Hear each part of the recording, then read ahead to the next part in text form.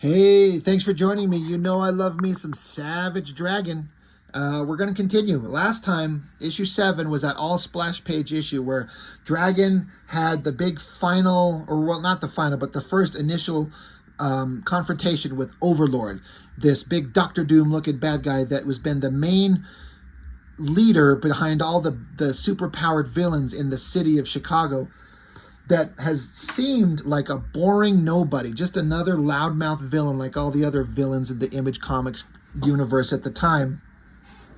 But Dragon finally had the opportunity to face him down, and Overlord showed us that he was absolutely a powerhouse badass, the likes of which we'd never seen before. It was really shocking.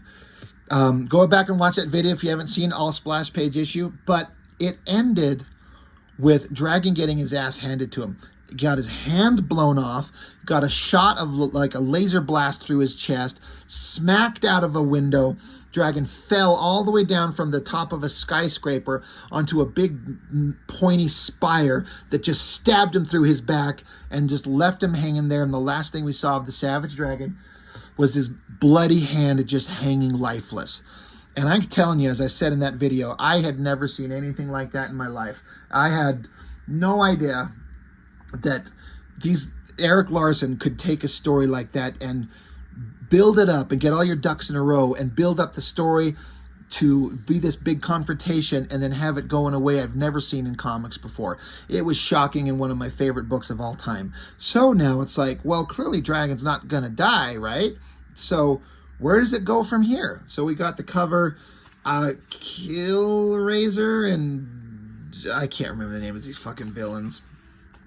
They're so ridiculous, these designs. Giant skulls on his shoulders, knives everywhere, a belt of skulls. It's like Eric Larson's intentionally making him look absolutely ridiculous. I never did understand why he put a little cock zipper on this character's design. And he's like, well, is it because he wants to let him be able to piss? I mean, that makes sense, but it's so ridiculous, but it's Eric Larson. But anyway, last time we saw Dragon just dead, or potentially dead, upside down on top of a spike that stabbed him through his guts after getting knocked out of the skyscraper. Where does it start? A big silent splash page of his head upside down. Looks like it's lifeless. I'm going to flip this over. Drawing a head from that angle is tricky. Getting the jaw upturned like that, and then to look at the mouth, the nose, like you're lining up the eyes and the nose. Usually when you're drawing a face straight on, obviously, eyes are here, nose are here, mouth is there. It's like one on top of the other, but you're basically drawing them in the same kind of line. It's kind of counterintuitive, and it's hard to learn how to draw a head at different angles like this, which is why you have to practice. You have to keep drawing. But once you start cracking that code a little bit, and believe me, having like something for reference is very helpful, but you start being able to figure it out. Great drawing, though, but what a way to start it out. There's Dragon, just lifeless and upside down. Flip it over. There's Dragon on that spike. Good. Look at how that thing has just skewered him. Hand missing. But Dragon, ever the fighter, because he's a tough son of a bitch. Hand twitches, his face twitches, he reaches up and grabs on the spike. He starts pulling himself off the spike, higher and higher, until he just pops himself off the top of it. I always thought that would be kind of it would make more sense, because Dragon's super strong. You think he could just like swing his arm down and shatter the spike and break it, and then it fall off and he could pull it out of him rather than pulling himself up and over. But in terms of visually explaining this, it's a little bit more dramatic. Also, another little interesting storytelling element that's not super important, but it's just part of the storytelling. It's starting to snow. So the Dragon, again, all silent. It's all silent. Dragon tumbles down a roof, off the roof, onto the ground, smashes into an alleyway, starts crawling through the snow into an alleyway, into a corner, probably trying to hide himself and giving himself an opportunity to recover. Like, what do? He can barely move after the beating he just took. Meanwhile, up in the sky, because it cuts to, here's Dragon walking away.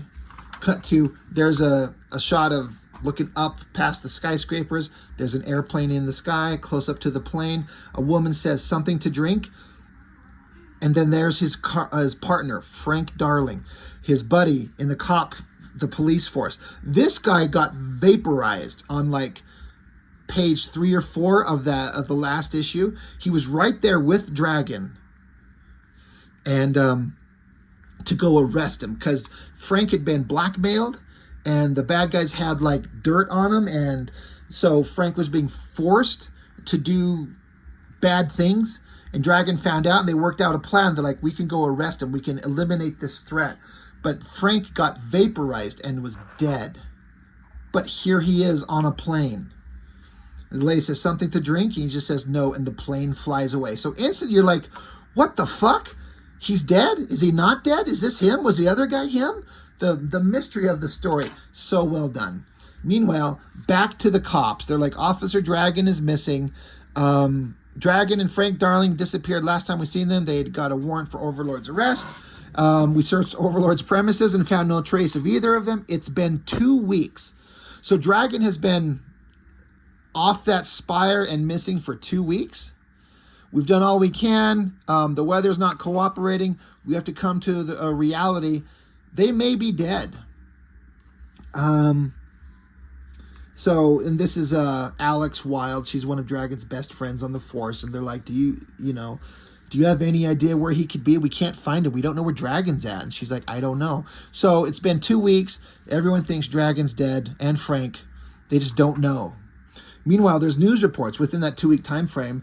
And so the news reports talking about how the death of Cyberface, which is the guy who was going to turn on Overlord here and turn evidence, and then that was the reason the cops had a legal case to go arrest Overlord, but he got killed. So the charges have been dropped. We see this old woman who's been trying to tell Dragon that he's her son. That's been a long-running kind of story in the book, and she's sitting there watching, tears in her eyes. They keep talking about all these other things going on with all these superpowered criminals. We got this old woman. We've been introduced to her. She's the mother of Debbie, the girl that got vaporized and killed in the Dragon miniseries, and she blames Dragon for the death of her daughter. This woman, she even come and screamed at Dragon in the issue before last because she's like, you caused the death of my daughter. I hate you, Dragon. She's smiling. This is an important point. And we see Freak Force. The cop force tried to bring on more superhumans like Dragon to help the cops, but they didn't work out. They went out and formed their own team. Meanwhile, Dragon still lying in the snow weeks later, unconscious, wakes up. You see a boot step down right in front of him, and it's basically just a repeat of the cover. And we've seen these villains before. These are some pretty powerful, violent, evil badasses. And they're like, oh, look what we have here.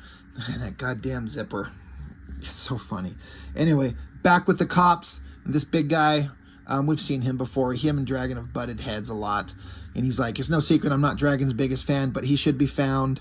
So the cops are trying to find a plan to find Dragon. Like, we got to get out there. We got to find him. So there's this cop. I don't think we've seen some of these guys. I think we've seen this guy before. It kind of doesn't matter.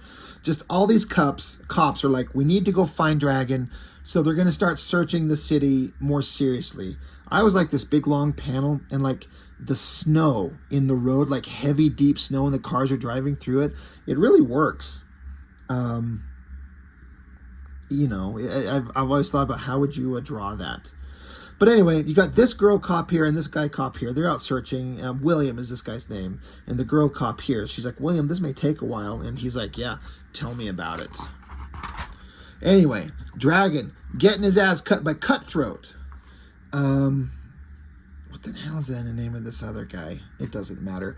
But they start beating the shit out of him. They got razor blades and knives and everything. So they start chopping at Dragon, just slicing him up, laughing and chuckling. They're like, come on, Dragon, get up. They keep chopping at him and slicing at him. So Dragon takes off running. Love that shot of him running, actually. It's pretty awesome. They chase him down another alleyway. Dragon's trying to get away, smashes through a fence, a look of shock on his face. He's in a dead end. Like, it dead ends right there. He can't get away. They're like, haha, we got you. You're screwed.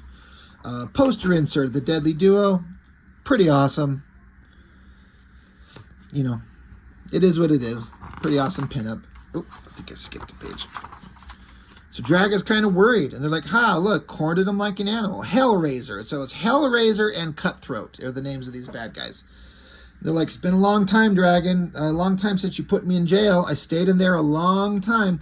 So he raises up his big half-severed arm with a big bladed weapon attached to it, chops down. Dragon's finally he's pissed off enough. He can't run, so I guess he has to fight. So he smashes his Cutthroat's bladed weapon, and then grabs him by the leg and snaps his knee. Just breaks his leg. You see that curve in the leg there, broken. And he's like, "God damn it, you broke my leg, god damn it." So he comes at him with a knife. Dragon jumps and stomps his head down into the ground. Boom. That's awesome. So Killraiser, or Hellraiser, right? Hellraiser. Yeah, you bastard, you son of a bitch. So he goes charging at Dragon again. Kicks him down, chopping him. And so now the bad guy's standing there like out of breath because he's just been slicing the shit out of Dragon. And here's Dragon, cuts all over his face, bleeding. And he's like, "Are you done?" So Dragon, even in his weakened state, the thing is he's super strong and he's super tough. Like, he can be cut, but you got to be really strong to be able to cut him, like, deeply. These basically come across as just scratches. So charge at each other. Dragon jumps over him, grabs his cape, wraps it around him, tugs him down, and then smacks him, just punches him, sends him flying into the wall, and sends him smashing through a wall. Dragon comes along, and through the hole that he punched the bad guy through, he's like, "Oh, he's gone." And then the other guy is limping off. So Dragon's just left by himself. So he successfully fought them off. He's like, "Oh, Jesus, I lost a lot of blood. Too much." And he passes out, falls to... God, I actually drew a scene almost exactly like this in my comic recently. The guy had been sliced up, lost a lot of blood, and passed out just like this. It's probably where I got subconscious inspiration for it from. Passed out, falls to the ground, dead, maybe? Again, his eyes rolled back in his head, and there was Rapture from the Freak Force.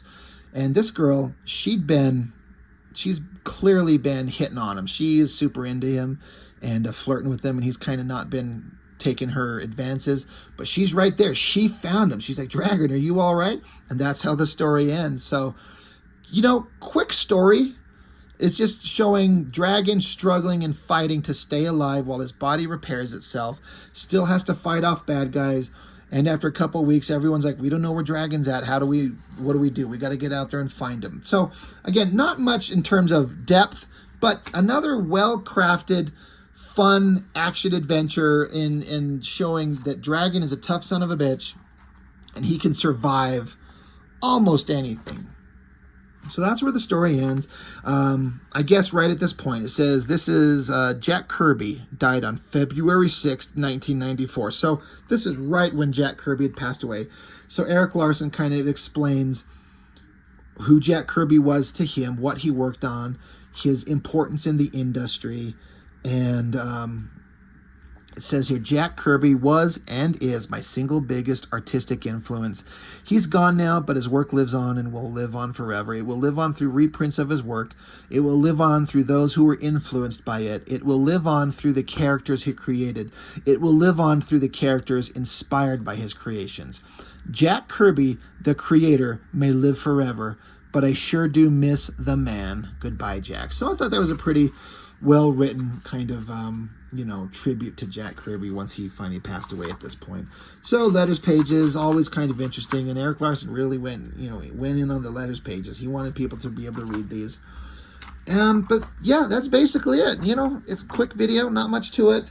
And I don't mean that in like a negative way, like, "Oh, it's a quick read, we're through it, it's super fast." The comic doesn't need you to be buried into it for hours to be valuable. If it's kind of a quick, simple read and another reliable chapter in the story of these comics, it's perfectly fine. I love Dragon. It was my favorite series out of all of them, and it's the one I look forward to the most, and we're just going to keep going. But that's it. Issue 8, Savage Dragon.